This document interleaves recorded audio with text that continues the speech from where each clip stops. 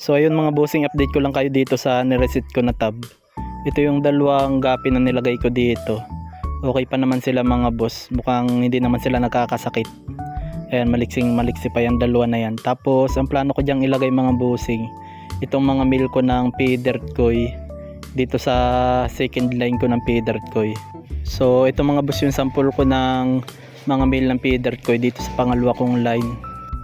Ayan, maliliksi lang, medyo mahirap hulihin. Pero ayan, makikita nyo naman mga boss na makintab pa rin tong line na to. So plano ko pa rin i-maintain yung line na yan ng P-Dirt Koi mga bossing. Tapos yung outcross line ko naman, ito mga bossing, update ko na rin kayo dito sa mga mail na to. Ito yung isa sa pinakamaganda natin na mail dito. Malapit na kagad mag full mass yung mail na yun mga bossing. Bata pa tong mga to, kakalagpas lang nila ng 2 months.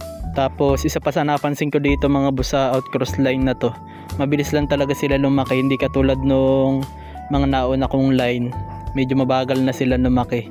Pero lumalaki pa rin naman sila mga bossing. Mas mabilis nga lang lumaki kapag outcross line talaga.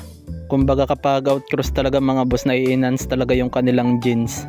Tapos ayun nga mga boss, itong second line ko ng P-Dirt Koi, magaganda pa rin naman sila, kaya plano ko pa rin i-maintain tong line na to. So ito mga bossing, huli tayo ng sample dito. Ayan mga bossing, bata pa lang yan.